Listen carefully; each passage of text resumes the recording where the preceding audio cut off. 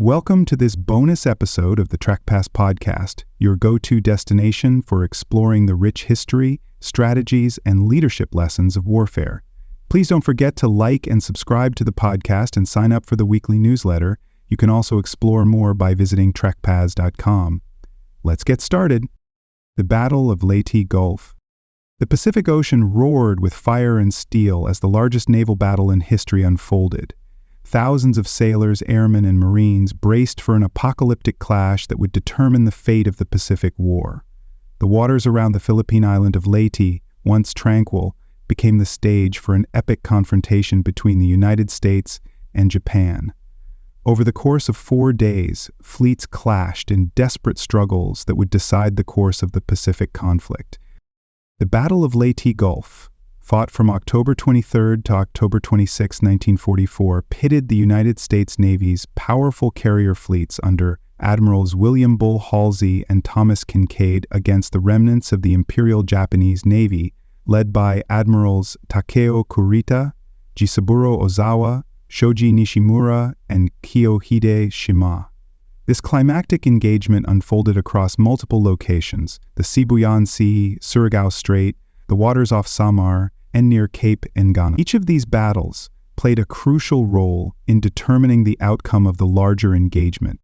At stake was control of the Philippines, a strategic prize that would cut Japan off from vital oil and resources in the Dutch East Indies. For Japan, this was a desperate gamble, a final attempt to prevent the United States from advancing further into its empire.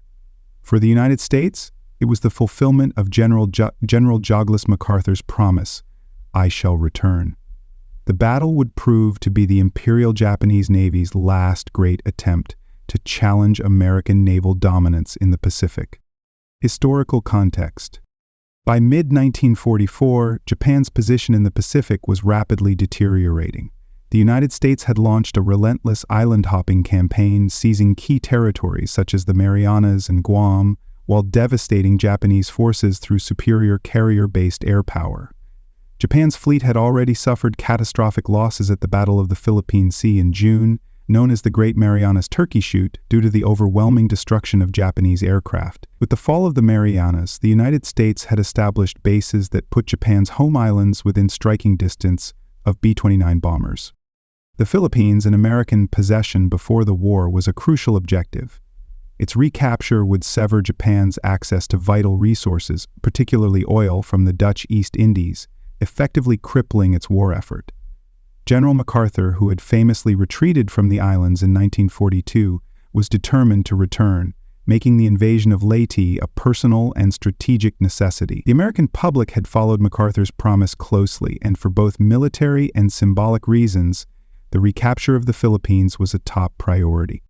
Recognizing the high stakes, Japan devised Shogo 1, Operation Victory, a desperate naval counteroffensive.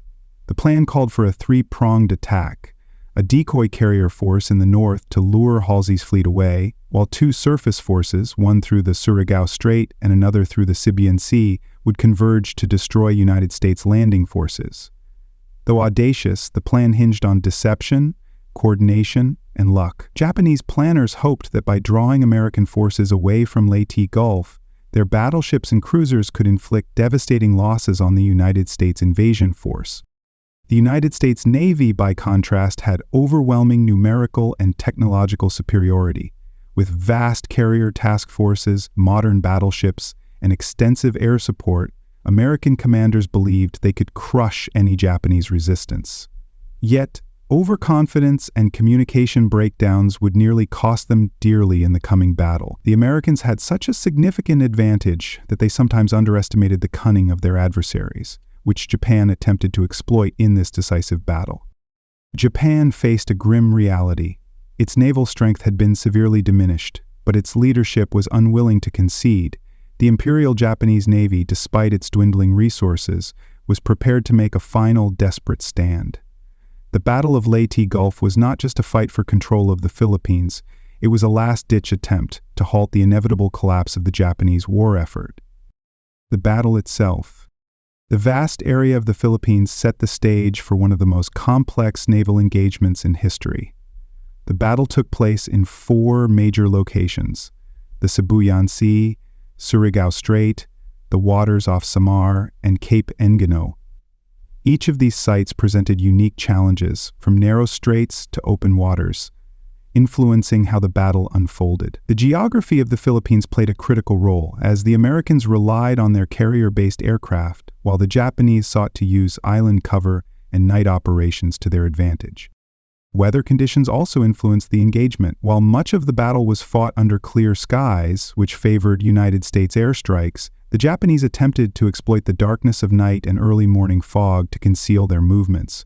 Additionally, the sheer scale of the battle meant that different engagements occurred simultaneously, adding to the chaos and difficulty of command. Communication between American fleets was at times disjointed, allowing the Japanese to temporarily gain advantages in certain areas. Both sides entered the battle with distinct advantages and disadvantages. The United States had overwhelming naval and air superiority, with fast carrier task forces, modern battleships, and long-range reconnaissance. However, the Japanese had experience in night fighting, superior torpedoes, and a willingness to sacrifice their ships and crews in desperate last-ditch attacks. The confrontation that followed would be defined by both strategic brilliance and critical errors. October 23rd, the battle begins. The first blows of the Battle of Leyte Gulf came not from warships or aircraft, but from beneath the waves. On October 23rd, American submarines Darter and Dace were positioned in the Palawan Passage when they detected Kurita's center force advancing toward Leyte Gulf. The submarines quickly moved to attack, launching torpedoes at the Japanese heavy cruisers. Atago, Kurita's flagship, was struck multiple times and sank, taking hundreds of sailors with her. The attack also severely damaged Takao, forcing it to retreat, while Maya, another heavy cruiser, was sunk.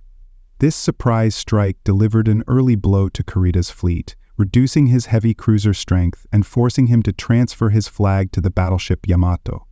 Despite the setback, Kurita pushed forward, determined to break through to the United States landing forces at Leyte. The loss of his flagship and several escorts did not deter him, but the Americans were now fully aware of his approach.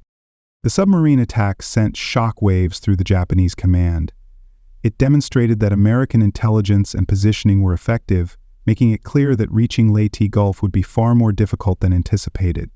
However, Kurita's fleet was still intact enough to pose a serious threat, and he pressed forward toward the Sibuyan Sea.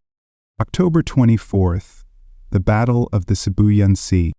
As Kurita's fleet advanced into the Sibuyan Sea on October 24th, it was met by wave after wave of United States carrier-based aircraft. American reconnaissance had tracked the Japanese force, and Admiral Halsey ordered airstrikes to weaken Kurita's ships before they could reach Leyte Gulf. The first waves of bombers and torpedo planes targeted the battleship Musashi, one of Japan's largest and most powerful warships. Over the course of the day, Musashi was hit by more than 19 torpedoes and bombs. The immense vessel, despite its thick armor, could not withstand the sustained bombardment. As it attempted to withdraw, it began listing heavily and eventually sank beneath the waves. The loss of Musashi was a significant psychological blow, demonstrating the overwhelming power of American air superiority. Kurita, believing that more United States carrier forces lay ahead, temporarily turned his fleet around, giving the Americans time to regroup. While Kurita's force was battered, it was not destroyed. The hesitation in following up on the attack allowed him to later resume his advance toward Leyte Gulf. The battle in the Sibuyan Sea showcased the devastating effect of American carrier air power, but it also revealed the dangers of miscalculations and assumptions, as the Japanese fleet remained a threat. October 24th to 25th. The Battle of Surigao Strait. While Kurita's force struggled in the Sibuyan Sea, another Japanese fleet, under Admiral Shoji Nishimura, was making its approach through the Surigao Strait. His mission was to coordinate with another force led by Admiral Kiyohide Shima and break through to Leyte Gulf from the south. However, the Americans had anticipated this movement and prepared a deadly trap. United States battleships, many of them survivors of the attack on Pearl Harbor, lay in wait under the command of Admiral Jesse Oldendorf. The American fleet executed the classic crossing the T maneuver, positioning their ships in such a way that they could fire full broadsides at the advancing Japanese vessels, while the enemy could only respond with their forward-facing guns. The result was devastating. Nishimura's fleet was annihilated. The battleships Fuso and Yamashiro were sunk, along with several destroyers. Admiral Shima, realizing the hopelessness of the situation, turned his force around and retreated. The Battle of Surigao Strait became the last major battleship engagement in history, marking the effective end of Japan's ability to challenge the United States in traditional surface warfare. October 25th, the Battle off Samar. As Kurita's force resumed its advance, it encountered an unexpected target, Taffy 3, a small task unit of United States escort carriers, destroyers, and destroyer escorts, under Rear Admiral Clifton Sprague. These lightly armed ships were not intended to fight battleships and heavy cruisers, but with the main American fleet out of position, they had no choice but to defend themselves. In one of the most heroic actions in naval history, the escort ships of Taffy 3 launched a desperate counterattack. Destroyers like Johnston and Hoel charged directly at Kurita's battleships, firing torpedoes and laying down smoke screens to protect the carriers. Aircraft from the escort carriers, many of them without armor-piercing bombs, repeatedly strafed the Japanese ships, attempting to delay their advance. Kurita, confused by the ferocity of the American resistance and believing he was facing a much larger force, ultimately ordered his fleet to withdraw. The battle off Samar, though a tactical loss for the United States in terms of ships lost, was a strategic victory. The escort carriers had saved the American landing force at Leyte, ensuring the success of the invasion. October 25th to 26th, the Battle of Cape Engano. While the chaos at Samar unfolded, Admiral Ozawa's decoy force in the north was engaging Halsey's Third Fleet. Ozawa's carriers, serving as bait, had drawn the American fast carriers away from the main battlefield. Once Halsey realized the deception, he unleashed his air power on Ozawa's force, sinking 4 Japanese carriers, including Zoikaku, the last surviving carrier that had participated in the Pearl Harbor attack. Though the destruction of Ozawa's carriers was a decisive blow to Japan, it came at a cost. Halsey's pursuit of the decoy force left the main landing force at Leyte temporarily exposed, nearly allowing Kurita's battleships to break through. The oversight highlighted the risks of aggressive offensive action, even when holding the strategic advantage. Nevertheless, by the end of October 26th, Japan's fleet was shattered and the United States had secured an overwhelming victory. Outcome and immediate impact. The Battle of Leyte Gulf ended in a decisive American victory, effectively shattering the Imperial Japanese Navy as a fighting force. Japan suffered immense losses, including 4 aircraft carriers, 3 battleships, 10 cruisers, and numerous destroyers. Thousands of Japanese sailors perished, many of them going down with their ships. The United States, while losing several ships in the engagements, retained overwhelming naval superiority and continued its advance into the Philippines. This battle marked the last major fleet action of the Pacific War, signaling that Japan's ability to challenge the United States Navy in open battle had come to an end. The immediate consequence of Leyte Gulf was the successful American landing at Leyte, which enabled General Douglas MacArthur to fulfill his promise of returning to the Philippines. With Japanese naval resistance broken, United States forces faced only land-based opposition, allowing them to push deeper into the archipelago. The victory ensured that American troops would have the supply lines and naval support necessary to complete the liberation of the Philippines, a campaign that would last until the war's final months. The ability to cut off Japan from the vital resources of Southeast Asia accelerated the collapse of its war effort. The battle also marked a turning point in Japan's strategic outlook. Having lost the bulk of its remaining capital ships and its ability to wage offensive naval warfare, Japan increasingly turned to suicide tactics in a desperate bid to slow American advances.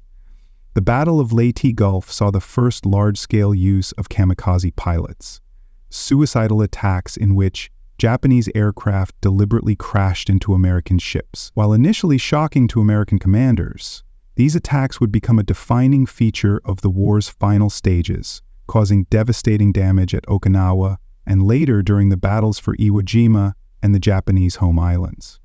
For the United States, The victory solidified its dominance over the Pacific. The battle reaffirmed the effectiveness of carrier-based naval power and the importance of air superiority in modern warfare. With Japan's fleet neutralized, American forces could move forward with their plans for the invasions of Iwo Jima and Okinawa, bringing the war ever closer to Japan's doorstep. The loss of Japan's naval capabilities meant that its forces in the Pacific and Southeast Asia were now stranded, with no hope of reinforcements or resupply. The reaction to the battle varied. In the United States, Leyte Gulf was hailed as a triumph that showcased American naval supremacy. The heroic stand of Taffy III at Samar was widely recognized, with numerous medals and commendations awarded to the sailors who fought against overwhelming odds. In Japan, however, the battle was a catastrophe. While the full scale of the defeat was not initially made public, it was clear to Japanese leadership that their navy was no longer a viable force. Emperors Hirohito and his advisors faced the grim realization that the war was unwinnable, but they remained committed to prolonging the conflict in hopes of negotiating better surrender terms. Legacy and analysis. The Battle of Leyte Gulf remains the largest naval battle in history, both in terms of the number of ships involved and the scale of the fighting. It marked the definitive end of the Imperial Japanese Navy as an effective fighting force and solidified the United States' dominance in the Pacific. After this battle, Japan's remaining ships were largely relegated to defensive roles, with no realistic chance of mounting another major naval operation. While individual Japanese warships would still engage in combat, the coordinated fleet actions that had defined earlier battles in the Pacific were now impossible. Strategically, Leyte Gulf was both a triumph and a missed opportunity. For the United States, the victory ensured the success of the Philippines campaign and hastened Japan's defeat.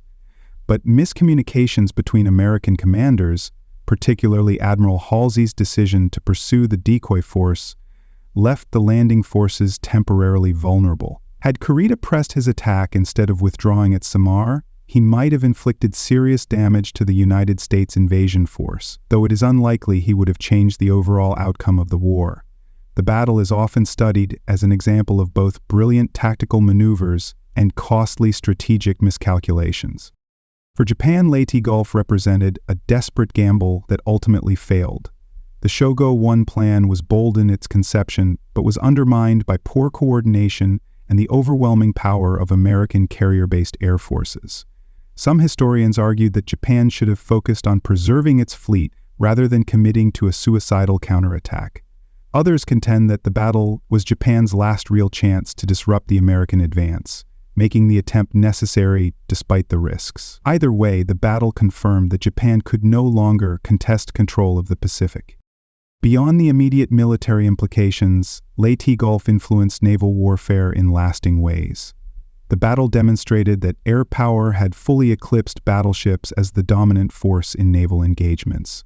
The destruction of Musashi and other capital ships by carrier-based aircraft showed that even the most heavily armored battleships were vulnerable to air attacks. This lesson shaped post-war naval doctrine, with aircraft carriers becoming the backbone of modern navies while battleships faded into obsolescence.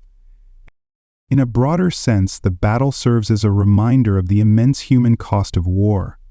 Thousands of sailors on both sides perished, many going down with their ships in the heat of battle. The heroism displayed at Surigao Strait, Samar, and Cape Engano underscored the courage and sacrifice of those who fought. Today, the wrecks of ships lost in the battle rest beneath the waters of the Philippines, serving as silent memorials to one of the most decisive engagements of World War II. Closing. The Battle of Leyte Gulf was a turning point in World War II, marking the final stand of the Imperial Japanese Navy and securing the Philippines for the United States. It was a battle of staggering scale, fought across multiple locations, involving hundreds of ships and thousands of men. When the smoke cleared, Japan's fleet was shattered, its naval power effectively neutralized, and its ability to defend its empire further diminished. As one historian put it, after Leyte Gulf, the Japanese fought not to win, but to delay the inevitable. Beyond its strategic importance, the battle is remembered for its moments of extraordinary courage and sacrifice. The stand of Taffy III at Samar, the brutal battleship duel at Surigao Strait, and the desperate kamikaze attacks all illustrate the extreme conditions and stakes of the Pacific War. Understanding Leyte Gulf is more than just studying military history. It is a lesson in leadership, strategy, and the cost of war. It remains a testament to the bravery of those who fought, and a reminder of how decisive battles can alter the course of history. Thank you for tuning in to this episode of the Trek Pass podcast. Don't forget to check out the Trek Pass online newsletter, where we take things to the next level with multimedia content. Each issue features fascinating and informative photos, videos, and articles that bring the stories of military life to you in a dynamic and engaging way. Be sure to subscribe at trekpass.com to stay informed and entertained. Until next time, stay curious and keep exploring the incredible world of military history and life.